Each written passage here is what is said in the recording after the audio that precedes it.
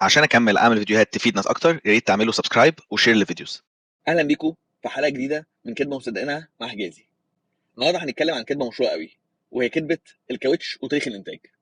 من فتره كده طلع لنا موضوع تاريخ الانتاج المكتوب على الكاوتش، ومره واحده عايزين نثقف كل الشعب على ان في حاجه اسمها تاريخ انتاج مكتوب على الكاوتش، ولازم تراجع تاريخ الانتاج ده وانت بتشتري الكاوتش. تمام، دي حاجه كويسه عشان ما تشتريش كاوتش متخزن والكلام ده كله. ده ضر تجار الكاوتش في شويه حاجات، عشان دلوقتي بقى اي مخزون قديم عدى عليه الشعب بقى مثقف جدا، فاللي هو انا مش هشتري كاوتش عدى عليه سنه او بقاله اكتر من سنتين ما يكون عندك، وساعتها انت محتاج انك انت تنزل من سعره عشان تبيعه. كان زمان بيبيعوا بخمس ست سنين، كنا بنبيعه بنفس السعر عادي جدا، وكنا بنبيعه كمان باغلى عشان الدولار بيزيد والحاجات دي كلها.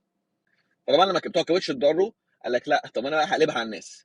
اي حد بيجي لي بعربيه بيظبط هوا، بيصلح عجله، بيرصص العجل، بيعمل زوايا، طب انا هبص له بقى على تاريخ الانتاج واقول له بص يا باشا، تاريخ الانتاج ده عدى عليه 3 سنين، انت الكاوتش ده خطر على حياتك ولازم تغيره. هل بقى فعلا الكلام ده صحيح؟ طبعا الكلام ده ملوش اي اساس من الصحه. ده حتى شركه ميشلان نفسها اللي هي من اكبر صناع الكاوتش في العالم عملت لك اعلان مخصوص للموضوع ده، وكتبت لك عليه تايرز اند باناناس. معروف ان الموز من اكتر الفواكه اللي بيبوظ بسرعه قوي، فبيسود لو انت حاطه في البيت عندك بيسود على طول. فقال لك الكاوتش يا جماعه مش زي الموز، طول ما انت الكاوتش ده متحافظ عليه، ضغطه مظبوط، متخزن او محطوط على العربيه في ظروف مناسبه، ساعتها الكاوتش ده ممكن يقعد معاك لغايه 10 سنين من تاريخ الانتاج. حاجتين لازم تبص عليهم في الكاوتش عشان تتاكد ان الكاوتش ده كويس ولا لا. اول حاجه تتاكد ان النقشه بتاعته لسه سليمه. النقشه اللي هو عمق النقشه بتاعته، عمق النقشه ده بيعتمد على طريقه السواقه وعلى عدد الكيلومترات الكاوتش عملها. وتاني حاجه بص على جنب الكاوتش او حرف الكاوتش من فوق، بص على التشققات اللي فيه، وساعات بيسموه كاوتش مرمله او حاجه زي كده. لو التشققات دي زادت قوي يبقى ممكن يكون ده ميعاد تغيير الكاوتش، حتى لو النقشه لسه سليمه. بس غير كده ما تصدقش اي كلام يتقال لك ان هو يا باشا بص الكاوتش بقاله 4 سنين، يا نهار ابيض انت كده بتخاطر بحياتك. ايه يعني تصرف لك 15 20000 جنيه عشان حياتك انت واسرتك؟ طبعا هو بيحاول يخوفك على حياتك، لكن هو في الحقيقه ما فيش اي مشكله في القصه دي خالص. طبعا طلعت لك مره تانية كمان بعد ما الناس بقت تفهم اكتر في الموضوع ده، تروح لمراكز الكاوتش المشهوره ويجي يقول لك يافطه كده، انا ما بشتغلش في الكاوتش اللي بقاله اكتر من 3 سنين انتاج. يعني انا دلوقتي لو انا عربيتي كاوتشها فيها خرم، انا لو رحت هناك ولو عدى عليه 3 4 سنين يقول لك يا فندم لا انا مش هشتغل فيه، عشان وانا بحله الاجهزه دي حطيتها على الشفه عشان الشفه قديمه. كلام فارغ. هو في الاخر لو معاه صنايعي كويس وبيعرف ازاي يفك كاوتش، الكلام ده مش هيحصل. الكلام ده ممكن يحصل في كاوتش متخزن ونشف وبقاله بالست سبع سنين، وساعتها هيبان جدا على الكاوتش كل العلامات التانيه اللي بتوري ان الكاوتش مش تمام. الحاجه اللي مزعلاني ان مراكز الكاوتش الكبيره كترت قوي، وكنا زمان بحب اروح لها عشان كان فيها صناعيه بجد كويسه. ودلوقتي مش هقول ان كلهم ما فيهمش، في بعضهم فيه، بس الموضوع ما بقاش زي الاول.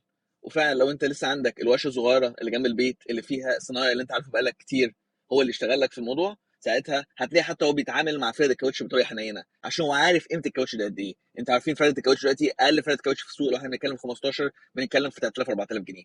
فالموضوع بقى غالي جدا. هو بيقدر الكلام ده، حتى هتلاقيه بيفك بالراحه. هو عنده الاجهزه الجديده اللي بيفك اوتوماتيك والكلام ده كله، بس هو بيفك بياخد باله بيفك ازاي، عشان هو الجهاز بيلف ما يقطعش الشفه، بيحط له زيت بيحط له صابون. لكن المراكز الثانيه كتير منهم لا، عادي جدا حطه والكلام ده كله، عشان هو في الاخر مش فارق معاه. العكس، ده لو الكاوتش اتقطع بقى لها اكتر من 4 سنين هو هيلبس الكاوتش الثانيه وتشتريها من عنده وخلاص. السؤال، اشتري كاوتش قديم بقاله قد ايه؟ الشركات المصنعه بتقول لك انك ممكن تشتري كاوتش تاريخ انتاجه لغايه 3 سنين او 4 سنين فاتوا لو كان متخزن كويس. طبعا متخزن كويس دي صعب قوي تعرفها، بس بيبان من حاله الكاوتش وان هي مشققه ومش مشققه والكلام ده كله. والشركات الكبيره اللي في مصر بتبقى غالبا مخزنه الكاوتش ده في مخازن كويسه، فانت ما تخافش، وبيبقى عليها خصومات حلوه، فممكن فعلا تشتري الفرق دي وفي الاخر تستفيد انك تجيب ماركات محترمه من شركات محترمه، وفي نفس الوقت باسعار اقل بكتير قوي من الكاوتش الجديد. وطبعا احسن مليون من 100 ما تروح تشتري كاوتش استيراد. اخر نصيحه هقولها في الموضوع ده، يا ريت ما حدش يشتري كاوتش استيراد الا لو مزنوق على الاخر، ولو مزنوق على الاخر يا ريت ما يسافرش بيه. عادي جدا ان انت تروح تشتري كاوتش الاستيراد من دول وتلاقي اوف الكاوتشه بتلمع والنقشه سليمه وكل حاجه تمام. انا مش عايز اقول لكم، اكيد انتم ممكن تكونوا شفتوا فيديوهات تانية على قد ايه ممكن الكاوتش ده يتلعب فيه ويجي ويتظبط وتحس ان الكاوتشه جديده، وفي الاخر الكاوتشه ولا جديده ولا حاجه. وعادي التاريخ انت ممكن يكون جديد، بس عادي ممكن يكون اصلا مستخدم في تاكسي بره مصر ولا اي حاجه، ومشي الافات الكيلومترات ومشي ب 100000 ولا 150000 كيلو واتظبط وبقى زي الفل والنقشه اتعملت من اول وجديد وكده. انا مش بقول ان كل الكاوتش الاستيراد وحش، بس عشان تلاقي حته موثوق فيها بصراحه انا ما اقدرش اتكلم عن حد ولا اقول حاجه. انا بالنسبه لي من اول الموضوع انا ما بروحش اصلا اجيب كاوتش استيراد الا لو انا عندي كاوتشه اتقطعت النهارده معيش فلوسها او مقاسها مش موجود، هركب بس عشان العربيه اعرف امشي بيها، لكن ما اعتمدش عليها ان دي الكاوتشه اللي هتعيش معايا مهما كانت حلوه في الاول. يا ريت تكون حلقه النهارده عجبتكم، واشوفكم في حلقه تانية مع كدبه ومصدقينها مع حجازي. وما تنسوش تعملوا لايك وشير وسبسكرايب.